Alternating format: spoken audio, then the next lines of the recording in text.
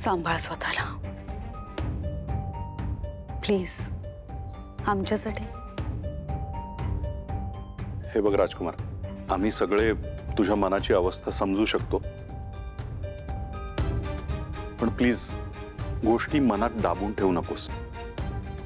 जे काय मनात आहे ते बोल आणि मोकळा हो. Hello all. नाही, मी इथं तुम्हा सगळ्यांची माफी मागायला आली.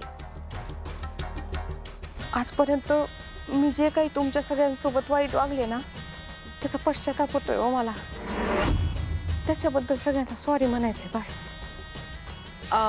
केलं, आम्ही केलं तुला माफ. तू निघू शकतेस, निघतो. सावळे, किती दिवसांनी भेटली ग तुम्हाला सावळे. मी ना इथं सगळ्यांची माफी मागायला आले. बरं, तुझी पण. भैरवी माईनी तुझ्यासोबत जे केलं ते ऐकल्यानंतर माझ्या अगदी काळजाचं पाणी पाणी झालं बाई. खरं सांगू का, तिनं मला बी बोलवलं होतं मदत करायला, पण मी नाही गेले. या पुढं त्या बाईच्या सावळीला बी उभं राहणार नाही मी. हा, माफ कर तेवढं मला. जयंती, माफी मागून झाली आहे ना, या तुम्ही आता. बाळाला आजीकडे झोपायचंय. थांबा आई, आज तुला बाळ बी झालं? हो.